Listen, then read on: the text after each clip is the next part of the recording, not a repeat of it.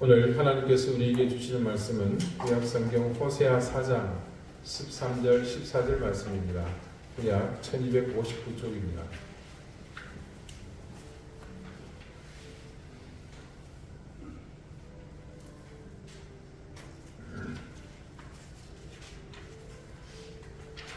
호세아 4장 13절 14절 말씀을 제가 읽겠습니다. 이제 다 같이 자리에서 읽는 하나님의 말씀을 경청하십시오.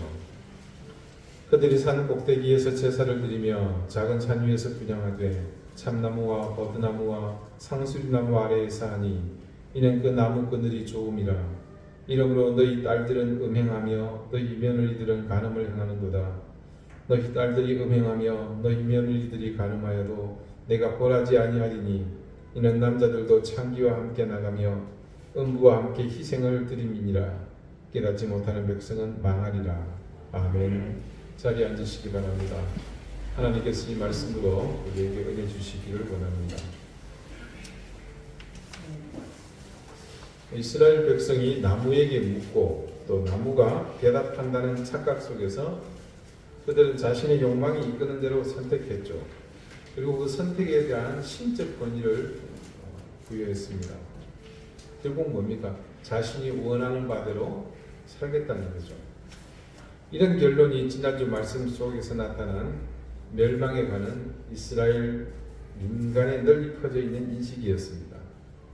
나무에게, 즉 우상에게 이토록 과한 의미를 부여하며 자신들이 섬기는 여호와 하나님을 배격하게 된 가장 근본적인 힘은 다른 무엇보다 음행이라 그렇게 말씀을 증거합니다.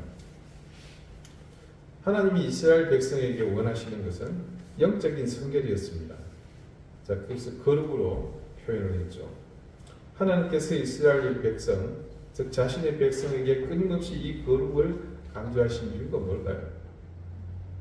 하나님의 뜻을 우리가 구체적으로 해야 한다는 것은 현실적으로 불가합니다. 그러나 짐작할 수 있는 것이 있죠. 하나님께서 이스라엘 백성에게 거룩을 강조하신 이유는 다른 무엇보다도 우리가 짐작할 수 있는 가장 근본적인 이유는 그들이 누굽니까? 하나님의 백성이기 때문입니다. 거룩의 본질적인 뜻, 구비 아닙니까? 그것은 어떤 것보다도 그래서 이스라엘 백성에게는 최우선해야 하는 삶의 태도였습니다. 그들이 세상과 구별되는 거룩을 상실한 결과는 똑같아지는 거죠. 구별이 없어지니까. 그리고 그런 결과 때문에 나타나고 있는 현상, 뭡니까? 똑같아진 것. 우리는 그 상황을 매주 말씀을 통해서 보고 있지 않습니까? 그들과 똑같아지는 것은 여러 가지 의미가 있겠지만 말씀은 오직 한 가지를 집중해서 지적하고 있는 것을 볼 수 있습니다. 바로 음행입니다. 호세아가 지적하는 음행은 가나안 땅에 살고 있던 이방 민족 사람들이 오랫동안 행해오던 그 우상을 숭배하는 의식이었습니다. 그게 그걸로 시작해서 삶의 자리에 깊이 자리 잡은 그런 모습이죠. 이미 이 음행의 내적, 외적 의미에 대해서 우리는 많은 이해가 있습니다. 그런데 정작 이스라엘 백성은 이것에 대한 지식이 없었습니다. 물론 그 땅에서 행해지는 음행에 대한 지식은 충만해서 차고 넘쳐 흐르는데 정작 그 음행에 대한 하나님의 생각에는 아무런 지식이 없었습니다. 하나님의 백성이 자신들이 이 땅에서 자연스럽게 삶의 자리 잡은 이 음행에 대해서 자신들은 그들을 만났을 때 어떻게 대처해야 하는지에 대한 지식이 전무했던 겁니다. 결과적으로는 전무했지만 실제로 문제가 된 것은 그에 대한 지식을 습득하려 하지 않았던 그들의 삶의 태도입니다. 쉽게 말해서 그들의 그 종교의식을 침을 흘리면서 관전하고 또 호기심과 함께 강력한 유혹에 끌려가는 것에는 쉽게 반응했지만 하나님께서 이것을 어떻게 보실지 그분에 대한 생각은 티끌만큼도 하지 않았다는 것입니다. 하나님께서 모세를 세우시고 그를 중심으로 해서 이스라엘 백성을 종으로 살고 있는 그 애굽 땅에서 불러내셨죠. 시내산 아래에서 율법을 주셨습니다. 당신의 선민으로 그들을 세우시고 하나님이 완전 100% 손해보는 말도 안 되는 계약을 그들과 맺죠. 그리고 이 약속의 땅 가나안으로 들어가게 하셨습니다. 자, 중간에 40년의 세월이 지난 이후지만 하나님은 분명 그 땅의 족속을 모두 멸하라고 하셨습니다. 그때 그 명령이 사실상 지금 이 이스라엘 전체의 명운을 결정하는 열쇠였습니다. 그 명령이 지켜지지 않았기 때문에 결국 그 결과로 인해 지금 그들은 풍전등화의 백척강주의 위기 가운데 서 있게 되지 않았습니까? 그 작은 명령 하나가 이 지경까지 자신들을 몰아갈 줄 그때는 과연 생각이라도 했겠습니까? 털 것만큼도 하지 않았다는 것을 그들이 자신들의 삶으로 우리에게 보여주고 있지 않습니까? 가나안 정복기를 보면서 그 행간에 숨어있는 이스라엘 백성의 마음이 과연 그 순간에 어땠을까? 잠깐 한번 들여다보았습니다. 왜 그들은 굳이 하나님의 이 명령을 어기게 되었는가? 아니 더 엄밀히 말하면 하나님의 명령을 어기면서까지 그들의 씨를 말리지 않은 것인가? 그때 그들이 왜 그 명령을 지키지 않았는지 한번 유추해 보았습니다. 아마 요단강을 건너고 여리고를 무너뜨린 뒤에 시작된 그들의 정복은 거침없이 진행되었을 것입니다. 오늘 말씀도 그렇게 증가하고 있습니다. 당연히 여리고의 기적을 맛보았죠. 그런데 그 앞에 무슨 일이 있었습니까? 우기에 범람하던 요단강이 제사장들이 발을 대자 법궤가 그 강물에 들어가게 되자 멈추지 않았습니까? 그 순간 무슨 생각이 들었겠습니까? 우리 아버지 할아버지가 저게 공갈인지 사기인지 뻥인지 모르겠지만 바다가 갈라져서 그걸 건너왔다는데 그게 신화야 전설이야 그런 생각들이 일순간에 사라져버리지 않았겠습니까? 아, 그 일이 실제로 있었구나. 이보다 더한 일도 있겠구나. 그들은 그런 경험을 통해서 하나님의 명령을 더욱더 굳건히 지켜야 되겠구나. 그리고 더 큰 힘을 얻지 않았겠습니까? 근데 막상 그런 마음의 각오와 달리 그들이 정복의 현장에서 마주치게 된 가나안 땅의 삶의 자리는 그야말로 별세상 신천지였습니다. 가나안의 구석구석을 정복하면서 이들이 제사하는 장면을 수없이 목격했을 것입니다. 그 장면을 목격하면서 이들은 차마 하나님의 명령대로 칼을 휘두르지 못했을 것으로 추정합니다. 그들 안목에 가득 채워진 정욕의 현장은 하나님의 명령을 거역하기에 충분한 힘을 가졌습니다. 그러니 하나님의 명령은 사라지고 그러다 보니 그들을 도저히 죽일 수 없었습니다. 도대체 저게 무엇인지 궁금했습니다. 장소는 산당인데 우리로 치면 여호와 하나님께 제사를 드리는 이 성막과 같은 곳인데 그곳에서 너무나도 거시기한 장면이 연출되고 또 저 상황을 보고 있으니 묵과할 수가 없는 겁니다. 그래서 사명감을 가지고 그들을 죽이지 않고 하나님의 명령을 거역했습니다. 그들을 사로잡고 묻습니다. 저것이 뭐냐? 방금 너희들이 하고 있던 그 모든 그 시기는 도대체 무슨 의미냐? 그런데 그들이 그 순간 그 안목의 정욕이 채워지는 포만감 때문에 간과한 것이 있습니다.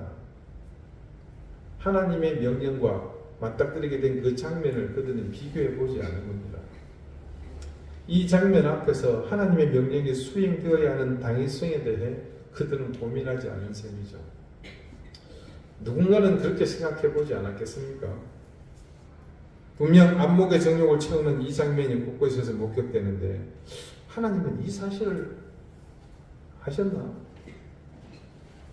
전능하신 하나님은 분명히 아셨을 것이고 그렇다면 지금 눈에 보이는 저것은 그렇다면 악한 것이구나.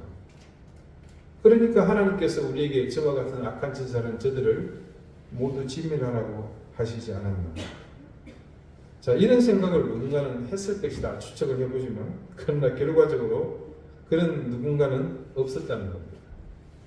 그래서 지금 가나안 땅을 처음 밟은 이스라엘 백성은 그런 고민을 하지 않았으며 어느 누구도 하나님께 묻지 않았기에 상황이 이렇게까지 엉망으로 치닫게 된 셈입니다.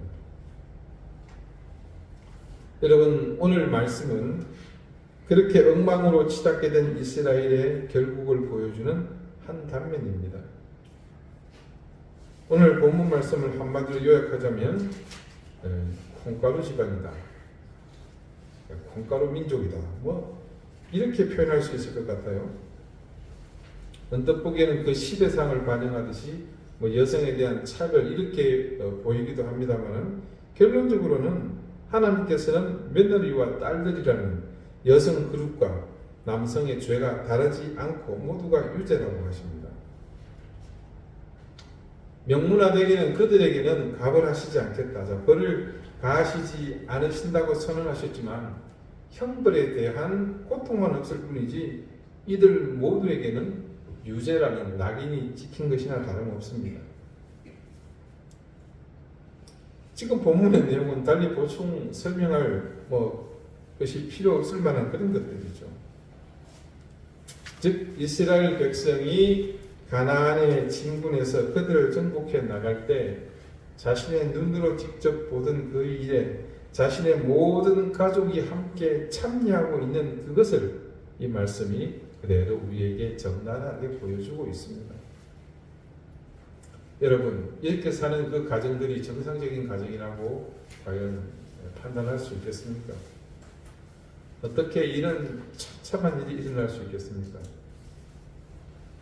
그런 면에서 소위 오늘날 배우고 가진 사람들의 가정이 온전치 못한 이유를 우리는 충분히 이 말씀을 통해서 깨달을 수 있습니다.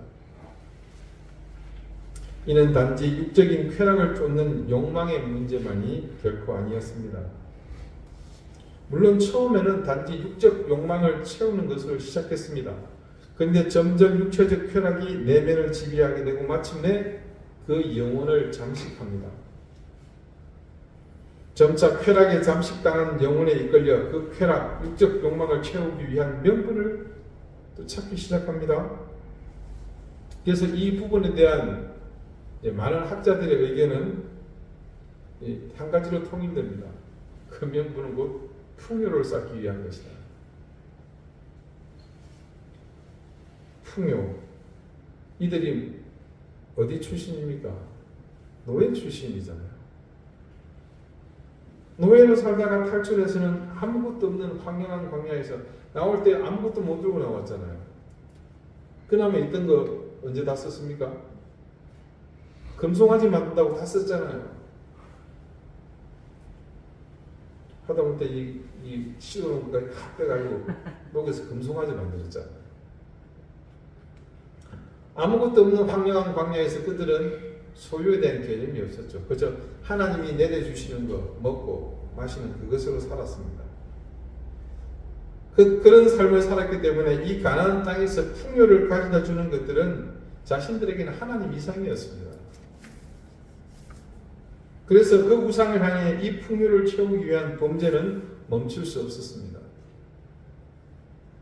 여러분, 그렇게 육체적인 쾌락을 즐기는 그 제사를 이방 신놈한테 드리면 풍요가 온다는데 누이 좋고 매부 좋은 거잖아요. 이보다 더 환상적인 이런 선택이 어디 있겠습니까? 이 호세아스의 시작이 어떻게 되었습니까? 하나님이 엄청난 여인을 아내로 맞으라 그러잖아요. 그리고 그 여인이 음행을 계속함에도 불구하고 가서 찾아와서 다시 네 아내로 삼으라. 왜 그렇게 이 호세아 예언이 하나님의 그런 해괴망측한 명령으로 시작됐는지 너무 잘 이해가 되시죠. 가나안 땅에 진입했던 그들은 앞서 애국을 탈출했던 세대와는 분명 차별이 있는 부류입니다. 그들은 모세의 율법을 직접 받은 세대는 아니지만 모세의 율법을 제대로 이행하지 않았던, 받았지만 그것을 이행하지 않았던, 그래서 그 직전의 선조들이 몰락한 것을 직접 목도한 세대들입니다. 자기 선조들은 우상을 만들어 그것을 하나님이라고 불렀고, 아까 있잖아요, 금붙이 다 빼서 만든 거. 그리고 가나안을 목전에 두고는 정탐꾼의 말만을 듣고 하나님을 원망하고 불평하고 저주하지 않았습니까? 그 결과 여호수아와 갈렙만 남겨놓고 모든 사람이 광야에서 죽어서 묻혔습니다. 그리고 거기에 보너스 뭐가 있었습니까? 40년이라는 재정비의 시간이 보너스로 주어지게 되죠. 그래서 자기 선조들이 죽는 것을 목격하고 40년이 흐른 뒤 그리고 그들에게 자신들에게 새로운 기회가 부여되었다는 것. 그들은 잘 알고 있습니다. 이전 세대와 자기들이 차이가 있다면 이전 세대는 아직 보이지 않은 허상에 대해서 하나님께 비교하여 대적한 세대라면 지금 이 세대는 직접 자신의 눈으로 약속의 땅에서 하나님이 금하신 것을 대미하겠다는 차이밖에 없습니다. 그런데 그들 역시 똑같았습니다. 광야에서 하나님의 진노를 피하지 못한 그들과 똑같이 이들도 불순종으로 인해 자신들의 미래가 만들어져 가는 것을 몰랐습니다. 이들에게는 가나안 백성들이 절대 소유할 수 없는 것이 있었죠. 하나님의 계명. 하나님은 직접 그들의 손에 자신의 손으로 기록하신 돌판에 기록하신 계명을 주셨습니다. 한 계명 한 계명 잊어버리지 않도록 한 손가락에 하나씩 새기도록 이렇게 계명을 주셨습니다. 그런데도 그들은 그 계명의 가치를 무시해버렸죠. 하나님이 주신 계명의 가치가 그 삶에서 무너지니까 그들의 인생도 그들의 삶도 함께 무너져 내렸습니다. 제일 첫 번째 계명, 제1은 너는 나 외에는 다른 신들을 내게 두지 말라. 이 첫 계명은 다른 모든 계명을 아우르는 최후의 계명입니다.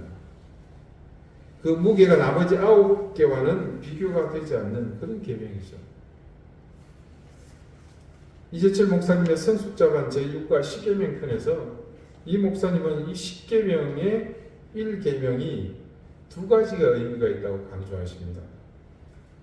다음은 성숙자반 교재 가운데 그분이 기술하신 내용 중 일부입니다. 이 1계명의 첫 번째 의미는 하나님께서 이 세상의 많은 신들 가운데 한 분임을 스스로 인정하셨다는 말이 아니라 하나님만이 유일한 신임을 믿고 알고 섬기라는 것이다.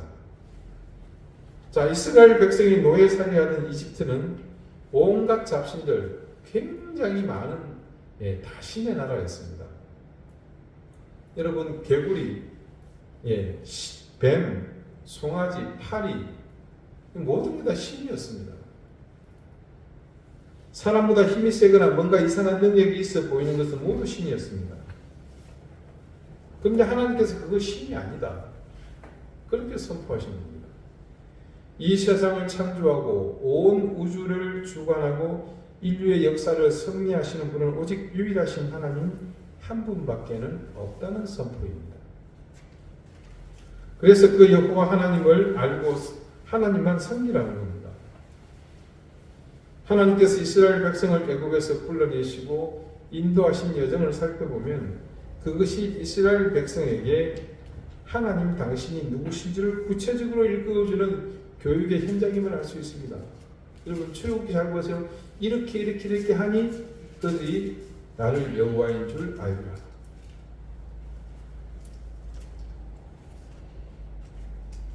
여러분 하나님께서 그들을 홍해 앞으로 인도해 가셨습니다. 이집트 전 군대에 맹추격이 이어지고 있습니다. 이제 거기서 찔려 죽든지 수장당하든지 둘 중에 하나죠. 그런 상황에 하나님께서 폭이 무려 32km나 되는 그 홍해를 반으로 가르셨습니다. 우리나라 진도 앞바다에서 홍해의 기적이 해마다 일어나죠. 사람들이 벌떼같이 몰려와가지고 갯벌이 들어나면 거기를 이렇게 하면서 건너갑니다. 갔다 오면 이제 다시 만수가 되면서 차죠. 만약 홍해가 갈라졌을 때 그 길도 그런 길이었다 생각해 보십시오. 32km입니다. 사탈은 32, 몇님도 80이에요. 이 이스라엘의 여자들이나 어린아이, 노인들 과연 그 계표를 걸어갈 수가 있었겠습니까? 다 준비해서 포기했을 거예요. 근데 출애굽기는 이 홍해가 가라짐과 동시에 하나님께서 동풍을 불게 하시고 그 바닥을 다 말리셨다, 그렇게 증언하고 있지 않습니까? 순식간에 마른 묻이 드러나니 사람이 걷는데 아무 불편이 없었습니다. 바다, 땅, 그리고 그걸 말린 바람을 모두 주관하는 신이심을 하나님 스스로가 그들에게 보여준 것입니다. 그때까지만 해도 사람들은 태양신이 따로 있고 이 대지의 신이 따로 있고 또 바다의 신이 따로 있고 하늘의 신이 따로 있고 오만 모든 것이 신이 있다고 그렇게 생각했었습니다. 다 따르라고 생각했죠. 하나님께서 이스라엘을 풀 한 포기, 쌀 한 톨 없는, 물 한 방울 없는 신의 광야로 데리고 가셨습니다. 자, 그곳에 가보면 하나님께서 이들을 얼마나 사랑하시는지를 알 수 있습니다. 정말이지 먹을 것 하나 없는 그 광야에서 하나님은 매일 양식을 하늘에서 떨어지게 해주셨습니다. 하나님께서 하늘도 당신의 주관하에 있음을 가르쳐 주시는 것입니다. 물이 없다고 탄식을 하자 모세가 바위를 때리죠. 그걸 비디면서 물이 솟아납니다. 바위도 물도 다 하나님이 주관하십니다. 땅도. 그러니 유일하신 이 하나님만을 믿으라는 겁니다. 이게 첫 번째 이 계명이 가진 의미입니다. 두 번째, 첫 번째 계명이 가진 의미는 유일하신 하나님께서 이미 나를 구원해 주셨고 앞으로도 책임져 주실 것이기에 그분만 섬기라는 겁니다. 언제나 인간을 먼저 찾아오시고 구원하시고 책임져 주시는 분은 하나님이십니다. 여러분, 제가 예전에 몇 번 말씀을 드렸죠. 착각하지 마시라고. 우리가 하나님을 찾아온 게 아니에요. 하나님이 여러분을 지명해서 부르신 겁니다. 아담과 하와가 범죄한 뒤 나무 사이에 숨어 있을 때 아담이 먼저 하나님을 부르지 않았습니다. 하나님이 먼저 찾아오셔서 아담아 어디 있느냐? 네가 어디 있느냐? 그렇게 부르셨습니다. 아브라함도 그가 먼저 하나님을 찾지 않았습니다. 하나님께서 먼저 부르시고 책임져 주셨습니다. 베드로도 요한도 바울도 모두가 마찬가지입니다. 하나님을 그들이 먼저 부르지 않았습니다. 하나님께서 예수 그리스도 안에서 그들을 먼저 불러주셨습니다. 이처럼 유일한 하나님은 나와 상관없는 분이 아니라 나를 먼저 불러주시고 책임져 주시는 구원의 하나님이시기에 그분만 섬겨야 한다. 그런 뜻인 거죠. 하나님께서 당신을 섬기라고 명령하시는 것은 결코 제가 말씀드렸죠. 하나님 자신을 위한 일이 아닙니다. 우리 자신을 위한 기름을 알아야 합니다. 우리가 하나님 믿으면서 착각하는 것 중 하나, 하나님이 당신을 위해 우리에게 믿으라고 명령하신다는 생각 절대 아닙니다. 나 한 사람이 하나님을 믿지 않는다고 해서 하나님께 손해될 것은 하나도 없습니다. 그러나 내가 하나님을 믿지 않으면 내 인생은 낙골당, 공동묘지에서 끝나고 맙니다. 하나님께서 우리를 위해 당신을 믿으라고 하십니다. 그러므로 내가 유일하신 하나님 그분만을 믿는 것은 내 인생의 수준과 차원을 새롭게 하는 것입니다. 자, 여기까지가 이 목사님이 기술하신 내용입니다. 정말로 탁월한 해석이 아닐 수 없습니다. 자, 마지막 부분을 다시 한번 보겠습니다. 하나님께서 우리를 위해 당신을 믿으라고 하십니다.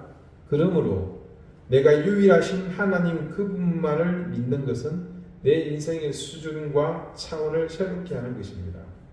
정확한 지적입니다. 하나님과 우리의 관계를 이보다 더 정확히 규정할 수는 없습니다.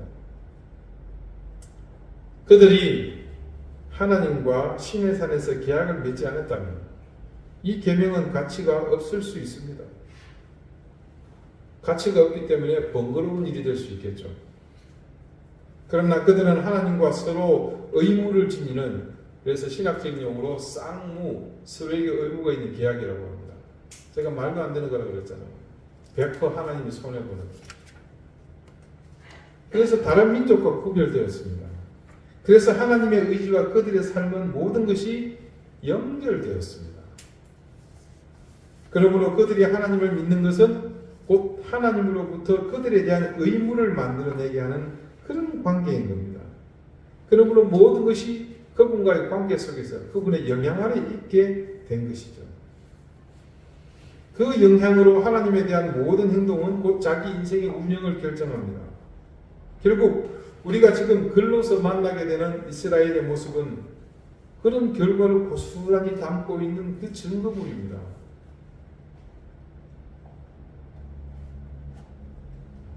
그러나 그럼에도 불구하고 우리에게 보여주는 그들의 모습은 너무나도 안타깝습니다.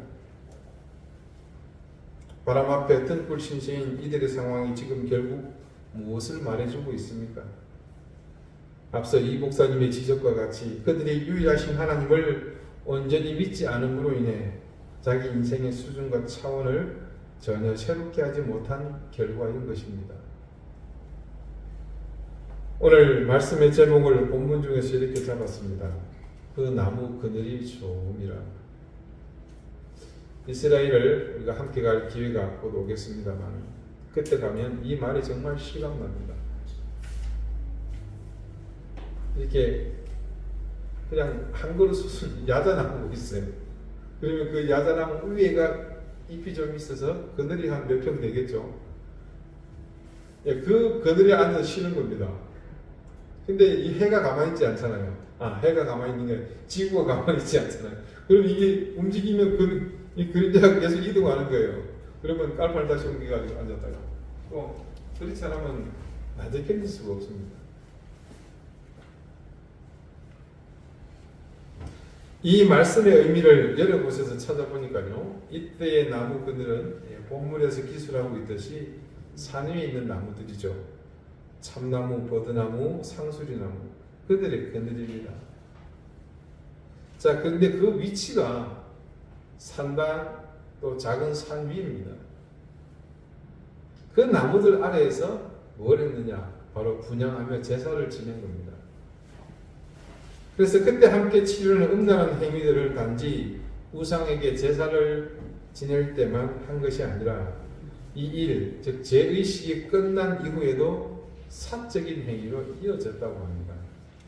그래서 그 행위를 지속하는 장소로 바로 그 나무들이 있는 숲속의 나무 그늘이 이용된 겁니다. 그들에게 이 나무 그늘은 어쩌면 하나님의 눈길이 닿지 않을 것이라는 착각을 불러일으킨 장소가 아니었나 그런 생각을 하게 됩니다. 그들이 그날 바람이 불 때 동산에 거니시는 여호와 하나님의 소리를 듣고 아담과 그의 아내가 여호와 하나님의 낯을 피하여 동산 나무 사이에 숨은지라. 창세기 3장 8절 말씀입니다. 아담과 하와가 하나님의 명령을 거역하고 선악을 알게 하는 나무의 열매를 먹은 뒤 자신들을 부르는 하나님의 음성을 듣고는 피하여 숨은 사실을 이렇게 기록하고 있습니다. 하나님의 눈을 피하고자 그들이 선택한 곳이 바로 나무 사이, 즉 나무 그늘이었습니다. 그리고 보면 오늘 이스라엘 백성이 그 나무 그늘이 좋음이라 말하는 것은 하나님을 거역했던 조상의 길을 온전히 답습하고 있는 것이 아닌가 하는 생각입니다. 이 땅은 하나님의 손길 아래 분명히 있습니다. 그것을 증명이라도 하듯 매일 아침 태양이 떠오르고 그렇게 떠오른 태양은 모든 곳을 비춥니다. 그러나 그렇게 비치는 햇빛이 미치지 못하는 곳이 있습니다. 나무 그늘은 그런 곳입니다. 무성한 잎이 햇빛을 가리는 모습을 두고서 첫사람 아담은 하나님의 눈길을 피했다고 생각했습니다. 그 나뭇잎에 가려서 하나님의 눈길에서 숨었다는 생각을 한 것입니다. 하나님의 눈길을 피했다고 생각한 순간 그곳은 모든 것이 용납되는 곳이라는 착각을 하게 됩니다. 안타까운 것은 그들이 그 나무 그늘이 좋음이라고 말한 데는 그 속에 일말의 하나님을 향한 두려움의 끈이 묶여져 있었다는 사실을 증언합니다. 그러나 거기까지였습니다. 자신의 근본 조상인 아담이 했던 것처럼 딱 거기까지였습니다. 그 나무 그늘을 뚫고 내려다보시는 하나님의 눈길을 그들은 애써 축소했습니다. 그리고 그런 그들의 시도는 엄청난 재앙으로 되돌아왔습니다. 그 안타까움은 오늘날 이 시대의 많은 그리스도인에게서도 나타납니다. 단적으로 주일날 예배의 장소, 이 교회에서는 하나님이 살펴보시는 공간이라고 모두 생각하지만 교회 문을 나서면서 교회 마당을 벗어나는 순간부터는 모든 것이 나무 그늘이라고 생각한다는 것이죠. 심지어는 나무 그늘을 찾아가는 것도 아니고 아예 자기 스스로 교회 밖에 자신이 활동하는 모든 영역에 나무 그늘을 자신의 임의대로 만들기까지 합니다. 아시다시피 피조물인 인간이 무소부지하신 전능의 하나님의 눈길을 피할 수 있는 길은 없습니다. 그런데도 피할 수 있다고 생각하여 나무 그늘을 의지하는 것은 우리를 죄악으로 이끄는 악한 영의 힘 때문입니다.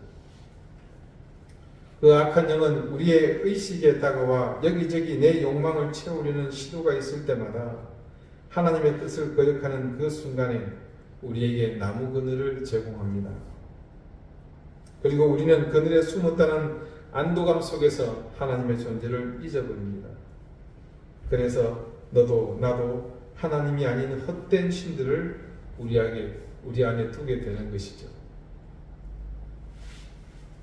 절제가 필요할 때, 인내해야 할 때, 혹은 양보해야 할 때, 손해보거나 무엇보다도 강력한 육체적 욕망이 꿈틀거리면 하나님을 바라보며 그분의 뜻을 생각하기보다 우리는 나무 그늘을 습관처럼 찾아왔습니다. 그 그늘은 하나님의 눈길을 피하는 곳이 아니라 우리 인생을 나락으로 떨어지게 하는 파멸과 멸망의 그늘입니다. 우리가 하나님의 눈길을 피할 수는 없습니다. 설령 그렇게 된다고 하더라도 만약 하나님의 눈길이 우리에게서 떠나면 그것은 더 걷잡을 수 없는 불행으로 이어질 뿐입니다. 여러분, 하나님의 눈길을 피할 수 있다는 생각은 버리시기 바랍니다. 그런 생각을 하며 나무 그늘을 찾는 삶은 하나님 외에 다른 신을 우리에게 두지 말라는 그 계명을 가벼이 여기는 행동이며 이는 곧 하나님의 모든 계명을 무시하는 이스라엘의 그 처참한 모습으로 나가는 길임을 명심하십시오. 아무리 햇빛이 따갑고 눈부셔도 하나님의 은혜와 그분이 주시는 사랑의 방법이 따갑고 눈부셔도 결코 나무 그늘을 찾지 마십시오. 내가 의지적으로 햇빛을 피해 그 나무 그늘이 좋다고 말하며 평안해지는 순간 우리는 하나님에게서 그만큼 더 멀어지고 있는 것입니다. 부디 여러분의 삶이 이스라엘이 걸어갔던 그 길처럼 나무 그늘을 찾는 삶이 아니라 언제나 하나님의 은총을 온몸으로 받아 누리는 그늘을 벗어나는 삶이 되시기를 바랍니다. 기도드리시겠습니다. 하나님의 은총은 변함없는 태양과 같이 우리에게 비추고 있음을 믿습니다. 우리가 어리석어 그 빛을 피하고자 죄와 멸망의 그늘에 들지 않게 하시고 하나님의 온전한 뜻을 온몸으로 받으며 그 따가움과 눈부심을 감당하게 해주십시오. 그늘을 찾을수록 우리가 하나님과 멀어진다는 사실을 늘 기억하며 우리의 삶은 하나님을 사랑하고 이웃을 사랑하라는 그 계명에 있어서 늘 정오의 태양빛 가운데 여명에 비추는 빗줄기 가운데 그리고 황혼의 노을빛마저도 온몸으로 받아 누리는 그런 삶이 되게 해 주십시오.